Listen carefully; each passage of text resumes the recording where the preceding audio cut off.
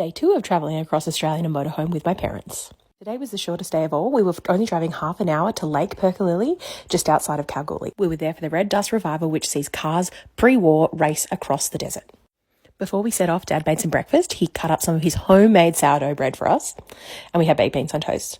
Here's Mum eating her baked beans on toast on her bed. Dad did some last minute chores because he loves a chore, and then we got on the road. As I said, it was a pretty short drive, but the country was still really nice to look at.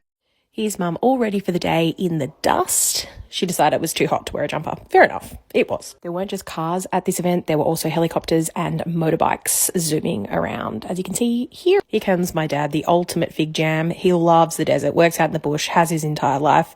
Also grew up on a farm, so he's really just in his element here, as you can see. We parked our van really close to the action, so we just had to walk across this little patch of desert. Here's Dad's best mate, Alan. He was driving an old car in the race, and here he is in the race. He got off to a little bit of a slow start, but really got going after a little while. Apparently he'd been working on the car for 18 months and built it with a friend, so good for him. That's retirement life, I guess. Here's Dad in the car. Wasn't allowed to drive it, though. Then it was time for the AFL Grand Final. It was Geelong versus Sydney. I've just moved from Sydney to Geelong, so that was an exciting match.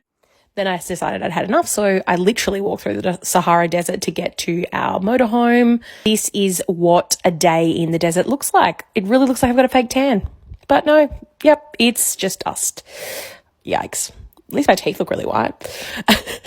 I thought I looked bad, but then my dad came home and this is what he looked like. So literally looked like he'd dyed his hair orange. Good for him.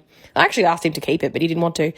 Then we decided to open a bottle of red. This bottle of red had been sitting on my childhood desk for about 20 years in the sun, so we were pretty dubious as to what it would taste like. Dad still wanted to give it a go. What's it going to be like?